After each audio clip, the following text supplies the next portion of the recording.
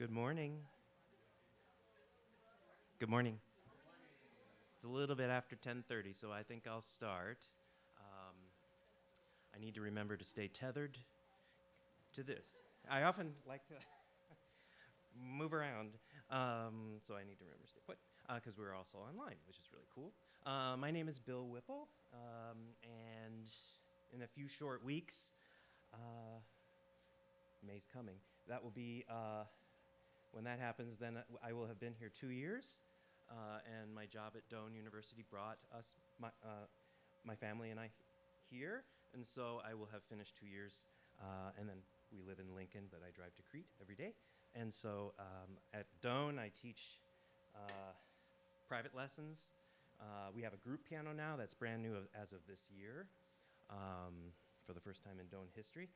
And I've always taught group piano, but last year it wasn't there, and I felt very alone. It was something that didn't seem right. So anyway, Doane University paid for a brand new piano lab, so I'm really excited about that. And I've been teaching group piano classes there this year. Teach the entire theory sequence and then oral theory as well. And before that, I was at University of Wisconsin-Eau Claire for 4 years, doing pretty much the same thing, theory and piano. So thank you for coming today. And this is my presentation. Under the hood, are you prepared to take your students inside the piano? I would also add to this title, not only are you ready to bring your students inside the piano, but are your students ready? And then also, our audience is ready to go inside the piano. And if you haven't guessed yet, a little play on words, prepared piano. So even if you don't know what that means, I will be talking about that today. And if you know what that means, I'll be talking about more in depth on how to do it and why. So this is the point where I say what my topic is, and then I tell you it's not the real topic. Prepared piano, every single lecture that I do, whether it's on neurodiversity or whatever, those are just the small vehicles or the cars that take you on a larger path of really what I want to talk to you about. So it's kind of hidden, but important vehicle. I love prepared piano. But the bigger picture is that it solves a problem. It solves a problem, and I'm just using prepared piano as a way to solve that problem. The problem is attention, and the problem is focus. And so I always like to start with the question, how many of you have students who have trouble focusing? Everybody puts 2 hands up, maybe even I'm going to put my hand. We do as well, right? Everyone has trouble focusing and keeping our attention for our students. Prepared piano helps with that. What sorts of things are your students distracted by? Anything? Yeah.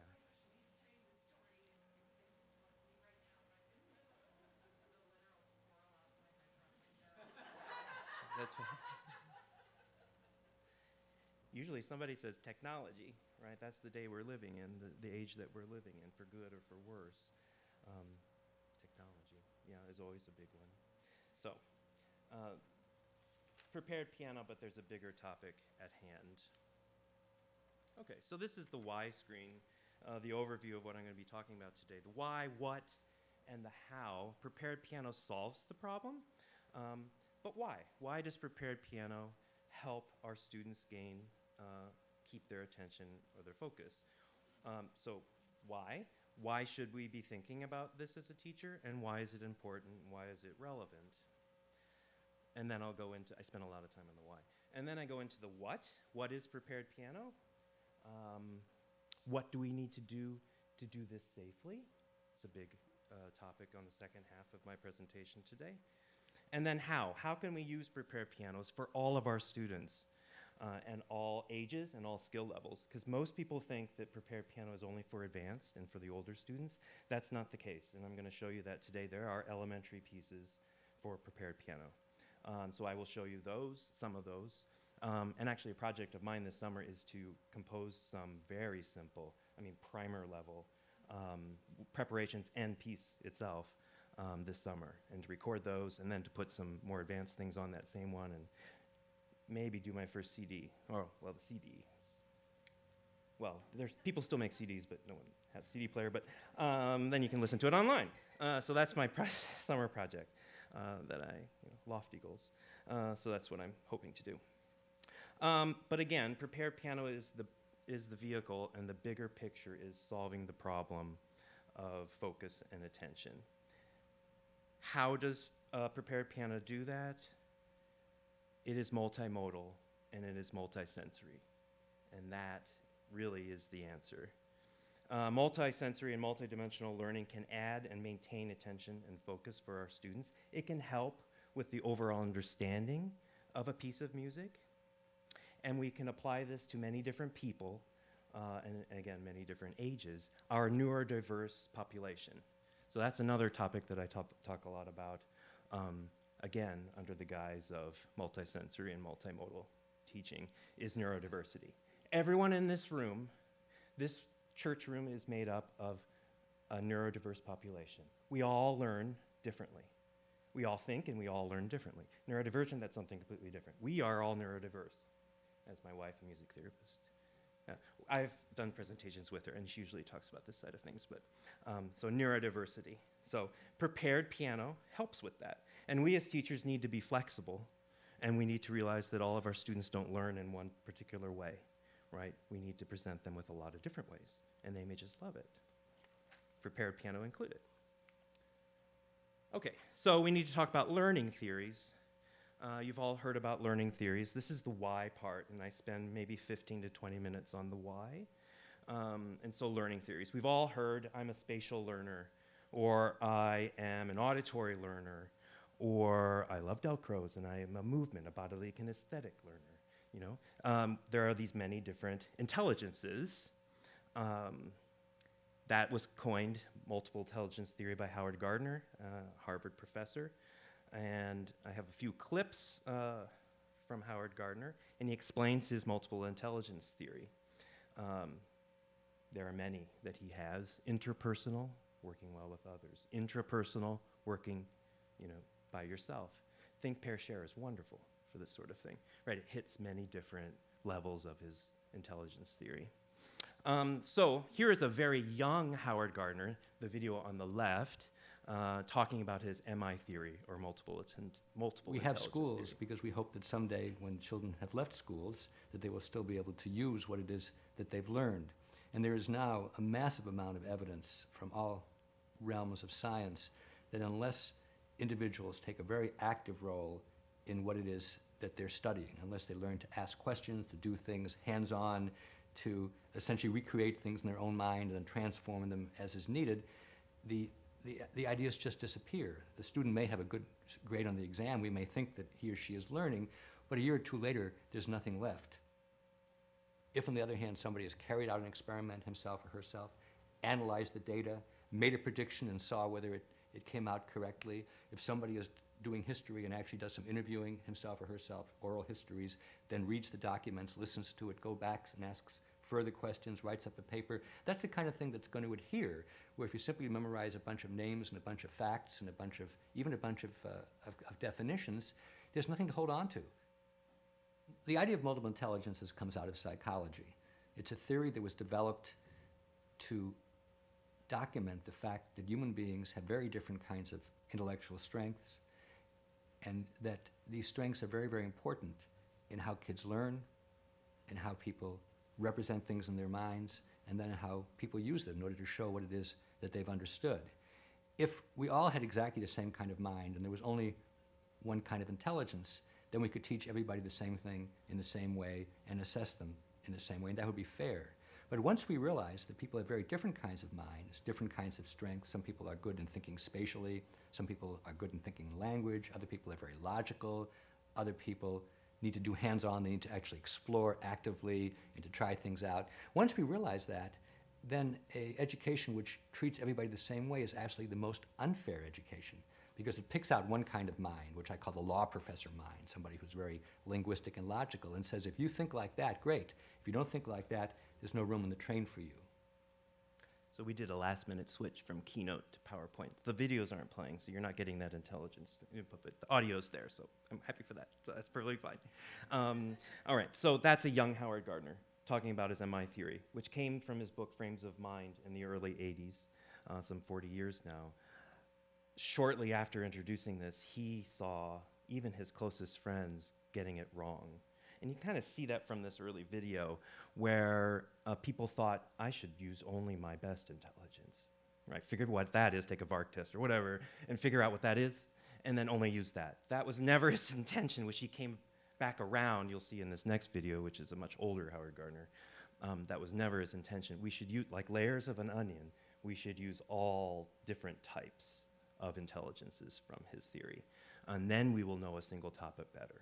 So it's like with my students, if you've got a couple of measures, I'm just not gonna have them play it. I'm gonna have them play it maybe in rhythms, depending on the passage. I'm gonna have them close their eyes and act like, or while they're sitting on the couch away from the piano and think about the score, so he's using another intelligence, or listening through it, or visualizing the stuff, going on stage, thinking about that difficult passage, or stepping the rhythm in line with if it's by step or skip, depending on how much some sort of Dalcroze movement attached to it as well. That's layering on a single topic, right? Not just one way. So people got it wrong, and so Howard Gardner had to come back in, and he now is really talking about the word pluralism, which talks about the different layers of an onion focused on one topic. So pluralism in education, and this other video on the right is a much older Howard Gardner talking about that. There's something one could always do if one wanted to do and one knew how to do it, and that was to pluralize. What is pluralization?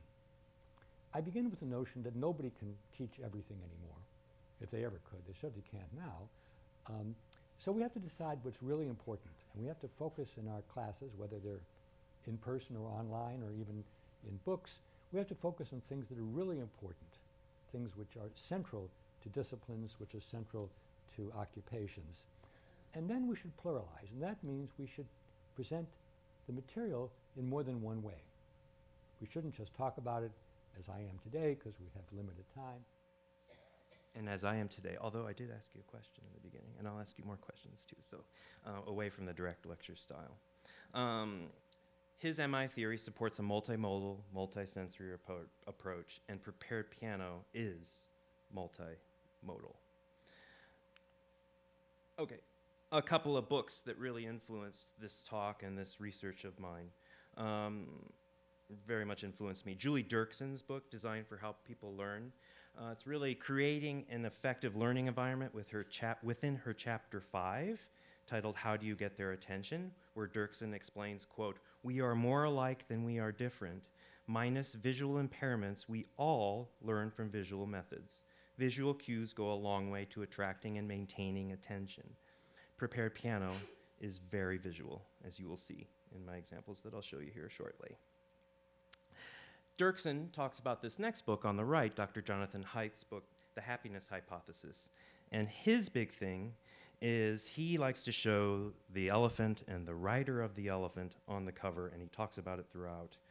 And it's that size difference that shows the conflict that occurs in our brain, according to Dr. Haidt. So just look at that cover. You'll see how small the rider is, but how very big the elephant is. So according to Dr. Haidt, this is the analogy that he uses. The rider is our rational thinking.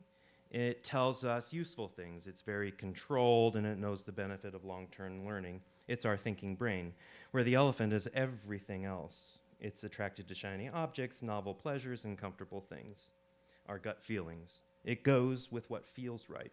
The elephant wants, and the rider tries to restrain that wanting. The rider wants us to practice our scales and music slowly. And the elephant wants us to scroll through Facebook, is a good way to put through a lot. So we often overestimate the power of the rider to control the elephant, but remember the elephant is much, much bigger. This is one of my favorite movies. I have a couple of movie clips for you. This is a Disney movie, Up. This is Doug talking to Carl. Oh, you have to play it. Sorry. My master made me this collar. He is a good and smart master, and he made me this collar so that I may talk. Squirrel!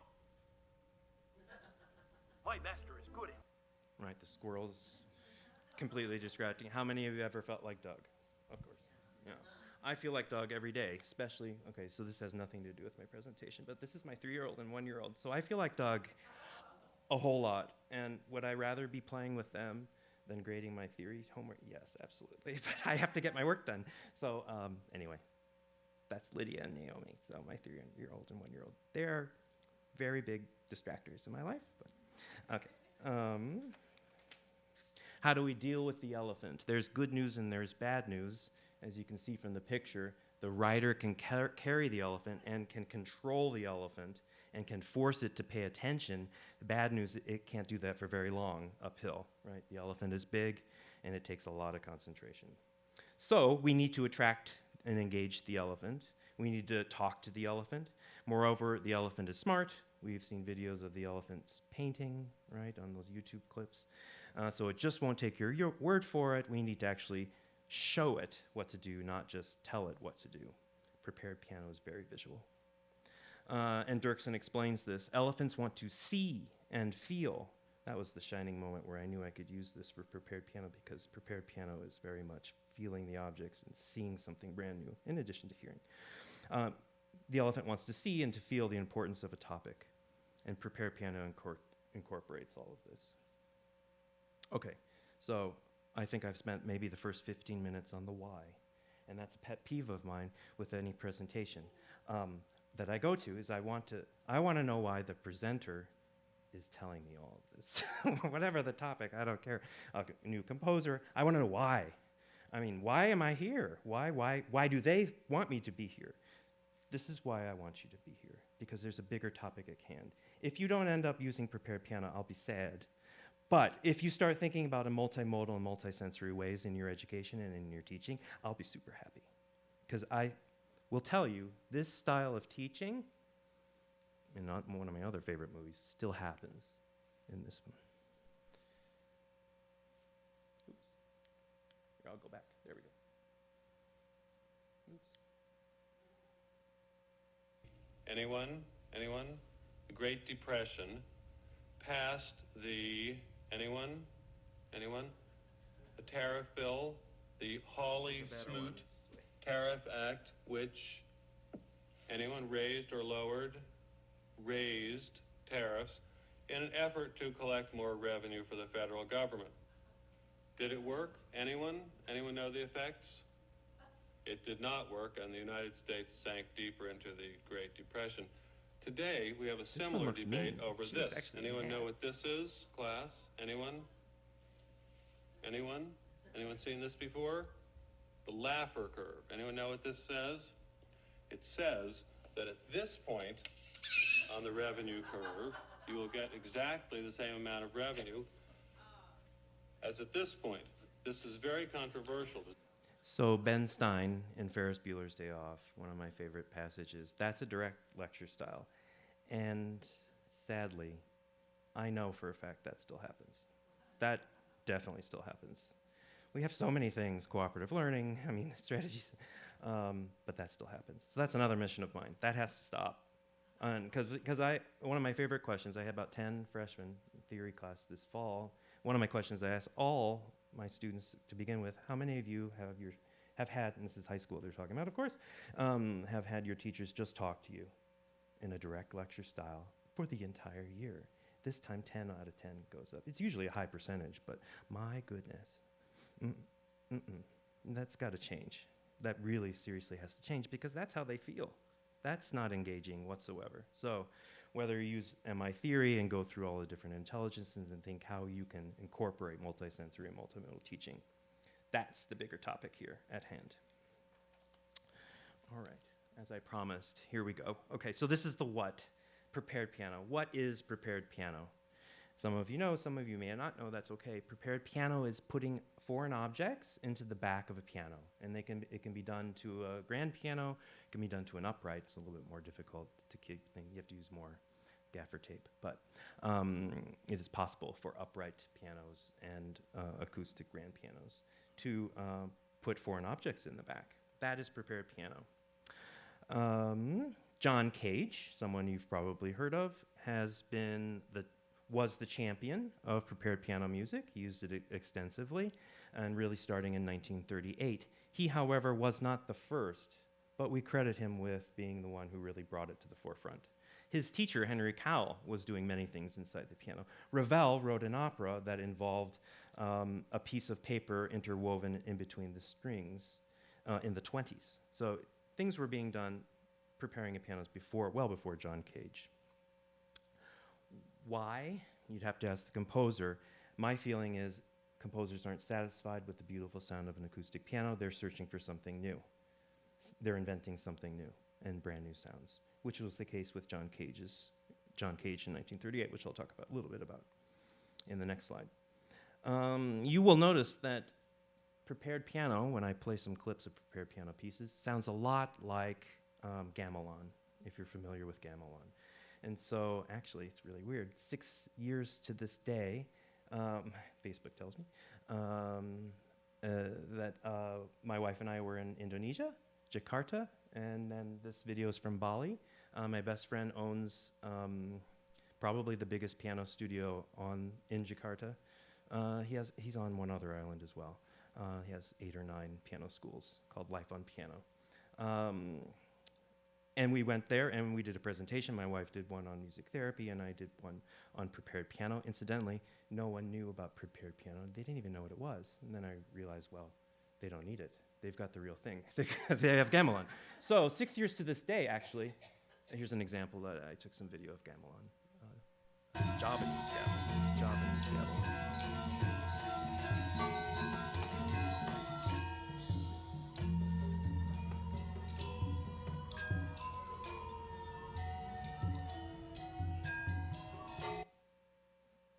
Remember that sound because it will sound familiar, I think, when I play my students' pieces for prepared piano. Next, this is an example of a piece, a very involved one. They're not all like this.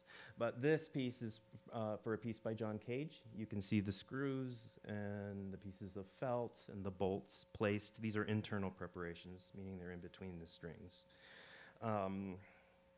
So a little bit about John Cage in 1938.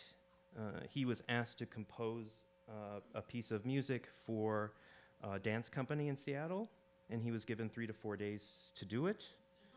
And so the space was very small in the theater, and he had to leave room for the dancers. There was a piano on stage, so he knew he had to use piano, but he really wanted was a percussion ensemble, but there just wasn't room. So he had to figure out, how can I make the piano sound even more percussive, like a multi-person percussion group. He started experimenting with putting things in the back of the piano. He started with a pie plate, but that moved around too much, which is, if you think of John Cage, you would think he would be into that, right? Aleatoric. But anyway, not so much at that time. He had to learn that, evidently, as my next slide will show. That was too random for him. He wanted to be more fixed. So he started putting nuts and bolts in between the strings, like this piece, and that worked. That stayed fixed. And that was the sound he was looking for. And, quote, he said, "I put screws and bolts in between the strings, and it worked. I was delighted by the sound they produced." Here are 2 pieces by John Cage, 2 different pieces, and this is how he tells us how to prepare the piano. Sometimes it's a graph, like on the left, and sometimes it's in written form, a short couple sentences, 2 or 3 sentences, the piece on the right. You'll notice on the left, the right's kind of small, but you'll see on the graph on the left, it's very specific, very, very specific,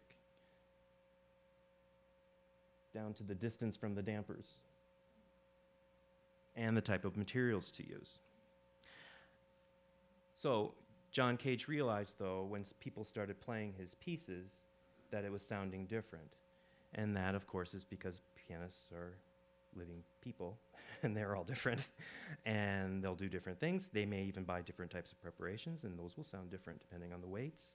So he couldn't control that, and he was okay with that, and he has this quote. He learned, quote, "to enjoy things as they come, as they happen, rather than as they are possessed or kept or forced to be." In addition to people being different, of course, our pianos that we play are different. right? We don't have a violin that we carry on our back, the same instrument everywhere we go.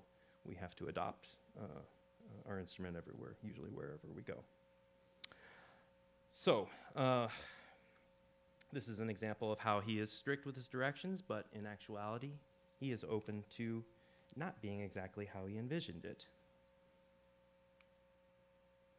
All right, prepared piano equals multidimensional music equals that elephant again, engaging the elephant. Specifically prepared piano, it engages the senses. That's how it keeps attention. So that's multisensory, multimodal. Prepared piano is auditory. The new and unique sounds created by the preparations can shock and keep the attention of the elephant. The tactile objects that we will use to be placed back in the back of the piano are attractive to the elephant. They're weird. They're unusual. And what are we doing to our pianos, right? Our students will be completely engaged. I have seen it happen. Prepared piano is visual. The visual stimulation of the preparations will focus the elephant's attention. And I always invite audiences to come up. I've never done a full program. It's just too hard to change the preparations and to have everyone wait. Although I have done it once where I always ask people to come up and see it, right? To see the inside of the piano. And if the lid is on the backside is shiny and they can actually see all the better. But I invite them up, and one time I did 2 different pieces for prepared piano. It's great if I have 2 different pianos, then I can prepare one and have 2 different ones prepared. But it's hard to do a whole recital with prepared piano because it just takes too long to change the preparations.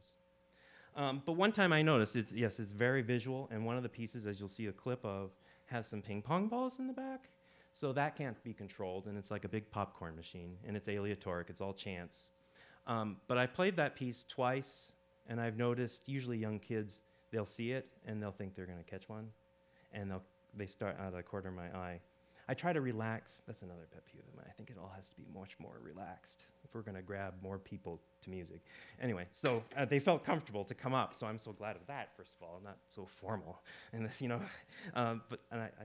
here's a classical concert pianist, and people are coming up, and I'm totally okay with it. And the little kids, and I noticed they saw the ping pong balls, and they came up to the first row, and they thought they could catch one. So that proves my point. It is very visual. They never catch one. I've never had one pop out, although that would be very, very interesting. So, yeah, those 3 things. Prepared piano attracts our senses. This is one of my favorite books, Helen Lanfear's The Music Within Us. I have used so many lesson plans have been borrowed from what she has in this really small little book. But I present it to you today just for the front cover. Look at this girl, maybe 3, and do you see her eyes as she is looking at the inside of the piano? I mean, that's complete engagement, and she's actually getting to touch it. Neat. That shows it. That proves it, that it's very enticing. How many of you notice that when you talk about how the pedals work and have your students look at the back of the piano, they get very excited, right? They like to see how those things work. Same sort of thing. Now, if your students were allowed to place objects back there, well, I think that's even all the better. Students have gained, and I have seen it, a deeper connection with our instrument if they are allowed to connect with it in this way. Think about other instrumentalists. Bassists basically hug their instruments. Any sort of reed instrument spends hours and hours in the reed room making the reeds. Cellos also hug. Brass players spit, often on my office floor. So, I mean, my waste can's right over there, but, So it happens all the time. And of course, singers, don't get me started, right? Their body is their instrument, so they have that connection. So what do we do with our piano students where their instrument is 4 times their size? Well, prepared piano can help with that. They can gain a deeper connection to their instrument. All right. The well-prepared piano. The best book, there are several books, but the best book, in my opinion, is Richard B. Evans's book, The Well-Prepared Piano. And when you buy this, he is also the publisher, I believe, because you will converse with either him or his wife, which is kind of neat. I believe they're on the West Coast. If they're still on the West Coast, he taught in California, I believe, for a number of years. This is my go-to book on what to do and how to do it safely. Richard B. Evans was a friend of John Cage. He premiered a lot of his works. He worked closely with Cage in his performances. Still living on the West Coast, composer, pianist, editor of many of John Cage's early piano works. You will notice in this book that, I noticed in this book that his common questions section is similar to the common questions that I get, and that is it safe? That's always the first question. And his answer was really, really good.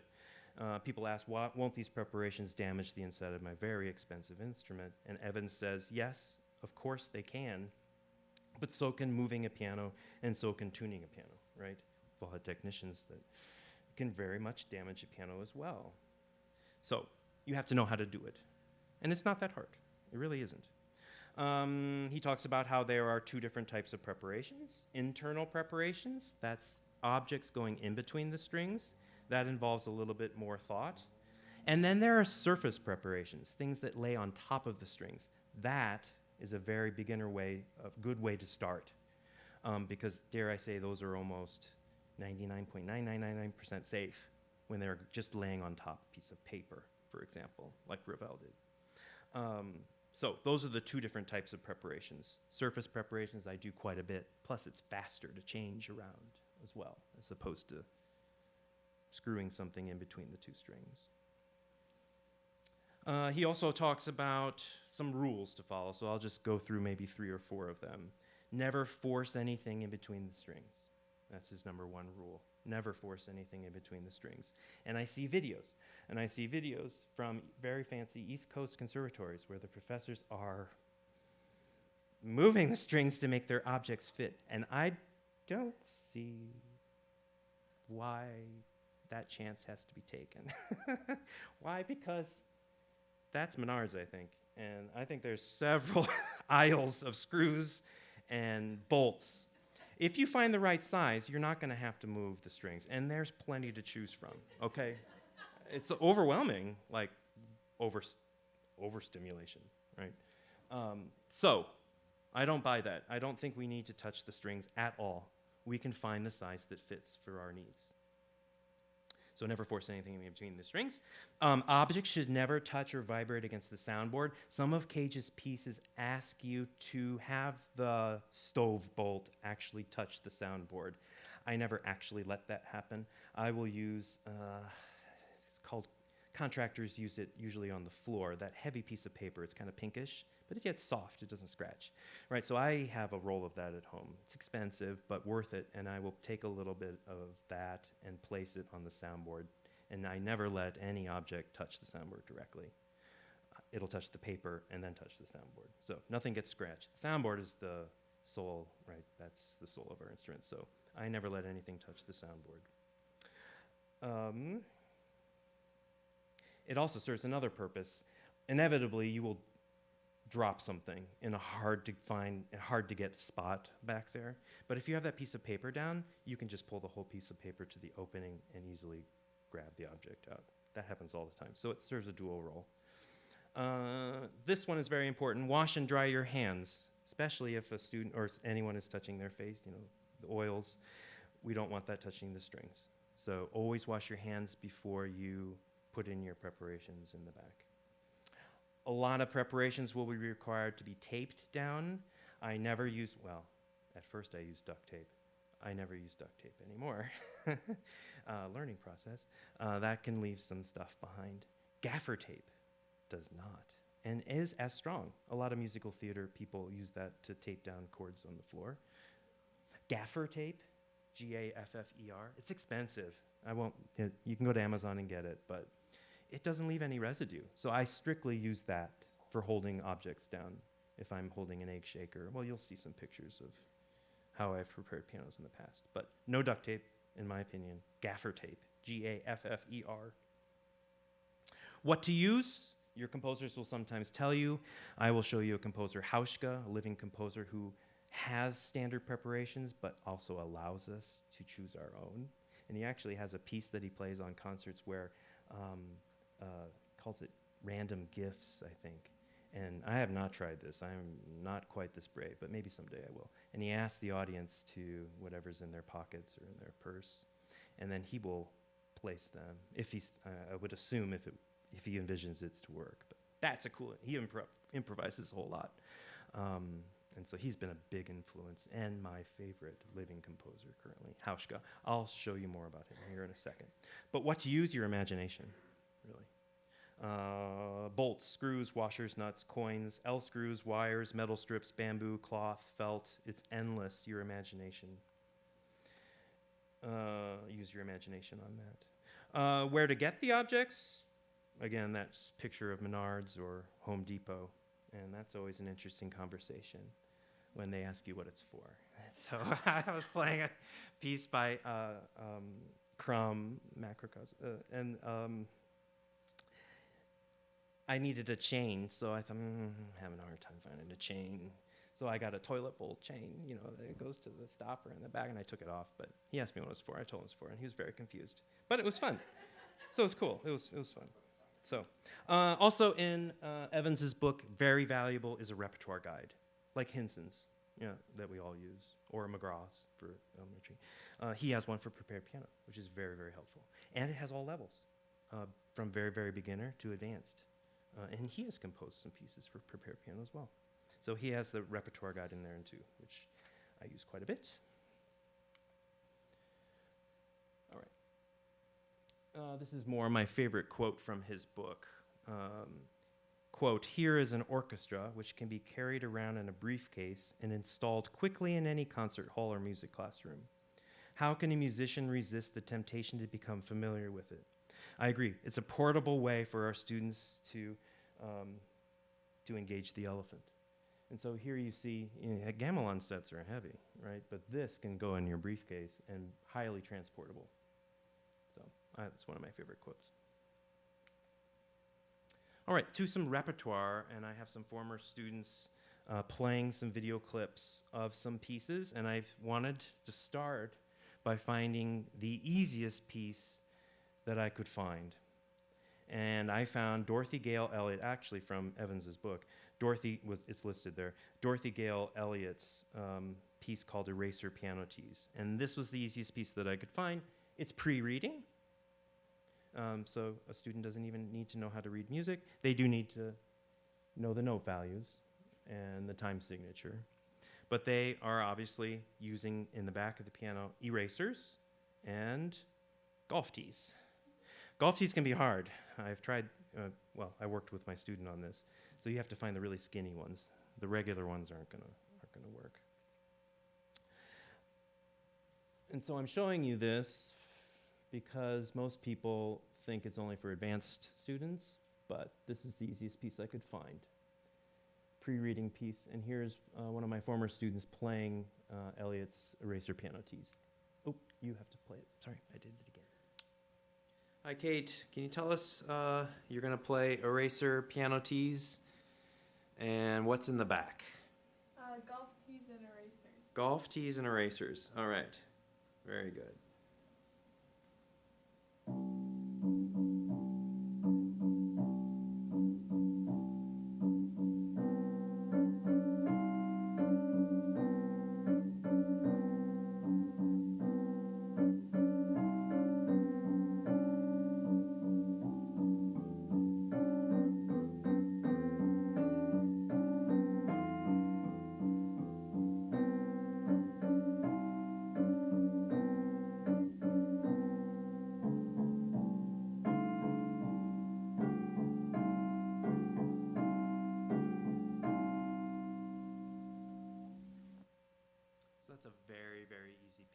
That's a very, very easy piece to start with, pre-reading.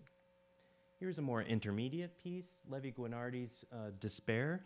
Levi is my good friend from Indonesia. He actually composed this piece after our visit there, so I felt very flattered that he felt inspired to write a piece for prepared piano. Very simple, though. It's just a piece of paper. Well, Cole will explain. Hey, Cole, why don't you tell us what you're playing and what the preparations are in the back? I'll be playing Despair by Levi Guinardi, and the preparations are couple of pieces of paper. Cole's kind of quiet.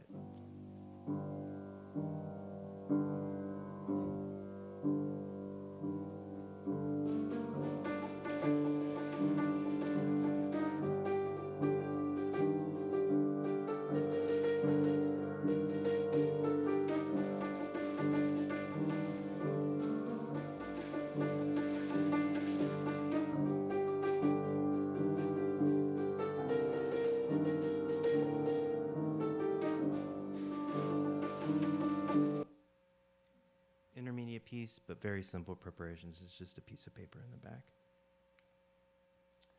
Next is a former student named Alex.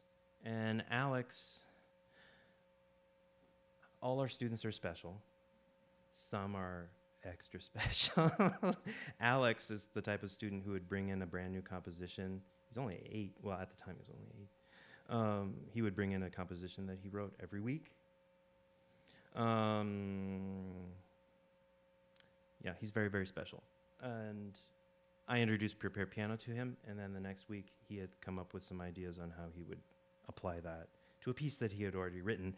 And the piece that he is going to talk about here is called Angst. Alex. So first he talks about the preparations, and then he will play a little bit of his piece, Angst. All right, Alex, can you tell us how you prepared this piano? Yeah. Okay. This is the mutes. Mutes, Mutes, and then these 3 and that these were all mutes. What else do you This have? is a marble. A marble Yeah. and a bottle cap, Yeah. And this is a nap shaker. egg shaker, Egg shaker. Do you notice that he just can't talk about it? He's got to touch it. He had to touch them all. So that's that tactile sense. So very engaged. Actually, all 3 of those, and the others that I've given prepared piano pieces to, all more engaged with piano studies afterwards, after we got back to the regular standard literature. So that's great. That was one of the points of it. Here is Alex playing a little bit of Angst. And again, I have to give prerequisites. So we had just worked on Seymour Bernstein's The Guinea Hen. I think that's where the hand clusters come from. And Alex is back in China. So his dad was temporary teaching at Eau Claire, visiting as professor. So he was only there for a very short time. So he's back there now. But maybe I'll just play it for you. Well, I should probably tell you first. So that composer that plays with his feet, Great Balls of Fire, he just passed away. Lewis, right? I was trying to give him some American culture, so, I told him about, and he plays the piano with his feet. I don't know if that was a mistake or not. So anyway, here's Alex.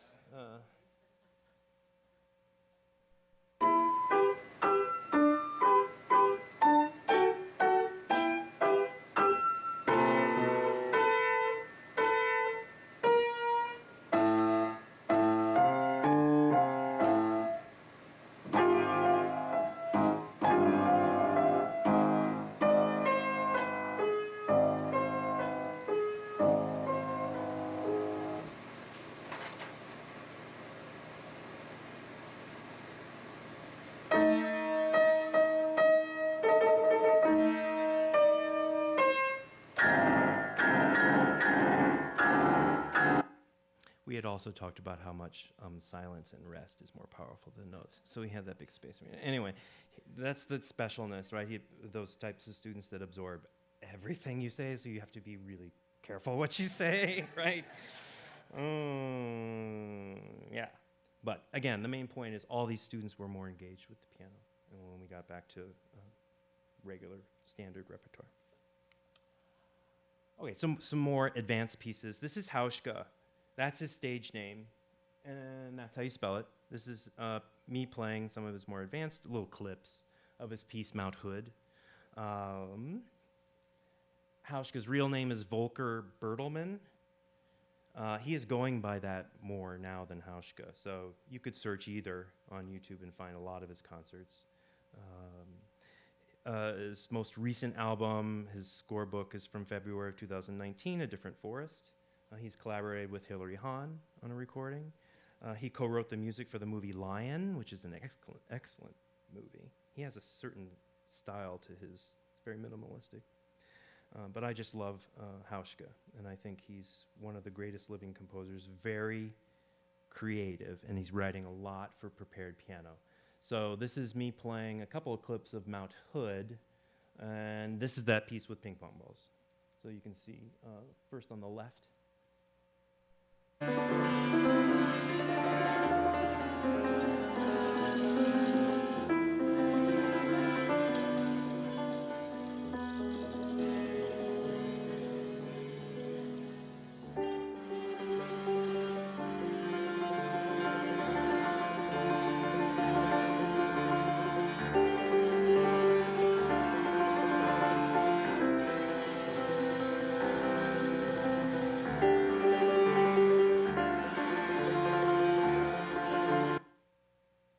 And then on the right.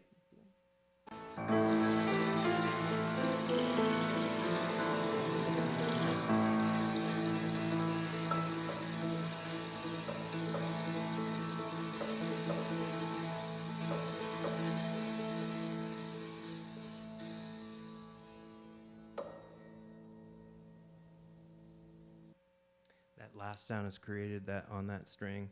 It's a little piece of molding clay, which Hauschka actually asked for. Hauschka also allows us to pick whatever we want, which is really neat. You can see him playing his own pieces, and they are nothing what he suggests in his score. So he himself improvises on his own music. So he's very open to us doing whatever we want, which I really appreciate. It's fun. It's fun to explore. A lot of those other preparations are piano technician mutes. And I also have gaffer tape. You can see that black, that's gaffer tape. I'm holding down an egg shaker, I believe, or a little marble in a tea light canister, but always gaffer tape. And then the ping pong balls, completely chance music, aleatoric, and then hitting the tambourine sometimes or not. All creates different sounds, and it's all by chance.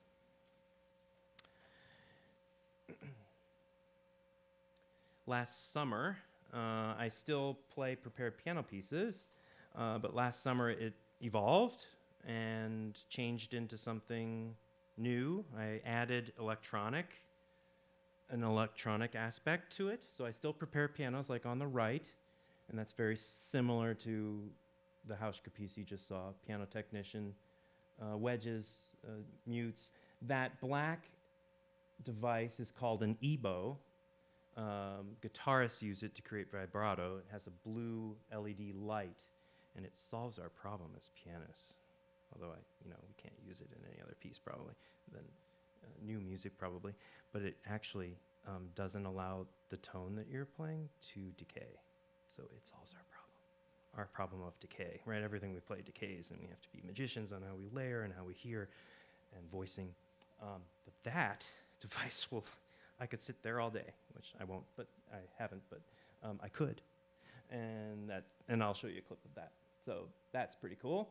And then I have a mic on top of a little hand drum on there. On the left, that's the electronic components. So mixer, and I didn't have to. I decided I would teach myself how to use mixer. So I did that last summer, very basic level. Microphones, I'm using a loop station, an echo delay device.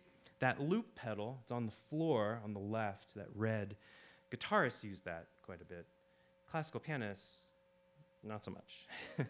But I've been using that, and if I hit that with my foot, I can capture whatever I play in the piano, and then I can hit it again, and then I have it recorded. And then I can hit it again, and then it will loop. I'm a Suzuki kid. I remember endless cassette tapes when I was in the 80s. I don't know, those cassette tapes that would, endless, right? They would never stop. Same sort of thing. That loop pedal will just loop whatever I capture on there over and over and over again. And then I improvise on top of it. So it's kind of like a bass line or an ostinato. And I think I have an example of that. If you can, that might be a harder one to, oh no, there it is. This is the loop pedal. This was one loop, and then I'd improvise on top of this. And I do that on stage, which is exciting. I could pre-do it. What's the fun in that, right? Things things will go wrong on stage. It's great technology. But that's part of the fun.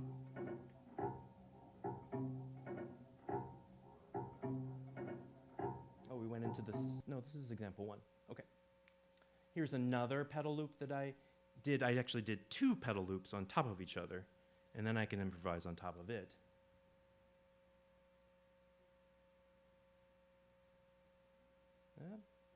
That one looks like it's not going to play. You're going to have to take my word for it. It was the same one with something extra on top. That's okay. Okay, so here was one of the pieces I played last summer, an improvisation on some themes by Hauschka. And so I had the EBow engaged, I had the mutes engaged, molding clay. Maybe this one will play. And this is an example of the echo device, and I can manipulate the sound. And I'm holding the key down on the EBow. That's going to keep the tone going. And this is the belly pock. It smells like space, outer space.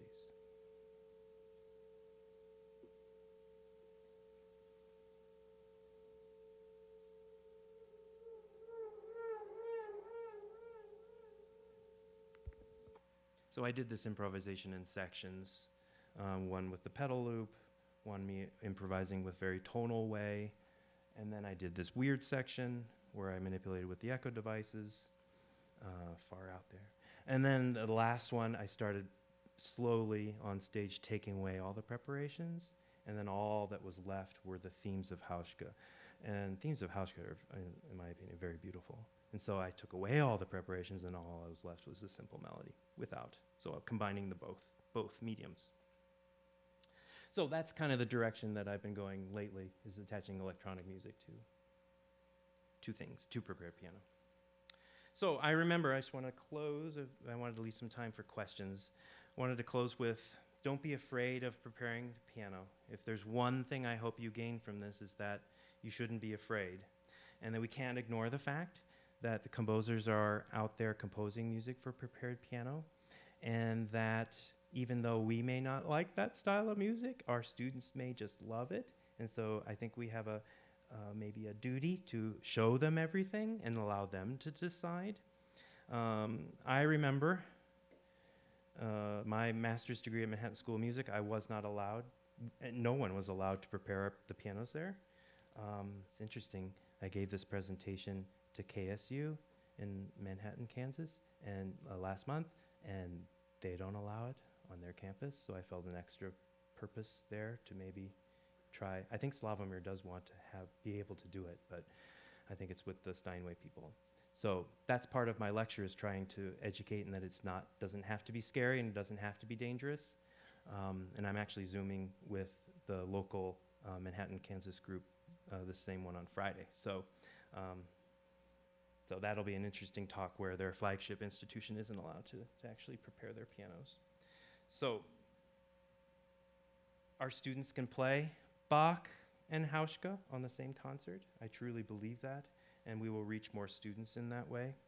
So give one of these pieces to your students. They may just love it. And if not, that's okay too. But maybe you can think about how you could add a multi-sensory or multi-dimensional approach to your teaching.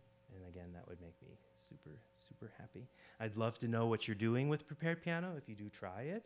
So you can send me an email if you like. There in the blue. Would love to hear it. Okay, so any questions? We have about 3 or 4 minutes. Yes? What's the name of the elephant provider book? Dr. Jonathan Haidt. It's on the bottom of the last screen. The Happiness Hypothesis. New York Basic Books, 2006. Dr. Haidt. Dr. Haidt is also in that new Netflix movie about how dangerous social media is. He's actually quoted in that. I forget the title of it, but I said, oh, I know him. He wrote that book. So anyway, yes. Lisa. So what are some options for upright pianos? Upright pianos, and Hauschka has a video of this. I think actually Hilary Hahn is in that video where he has, that'd be really interesting for you in particular. Right, they did an album together, but he has some videos with her where they're both, it's very laid back. It's in somebody's living room, I don't know who. He opens up the upright piano. And you can do all the same things, it's just everything will fall off if you have to use more tape. Okay. right? You have to use not gaffer tape. Gaffer tape, not duct tape. But yeah, it can be done. Yep. Big with music theater, right? Yeah. Stage crews. Oh, they've got it. It's stronger than that, yeah. But similar principle, yeah. Really safe. I've had 0 problems with it, leaving any residue behind. Any other questions?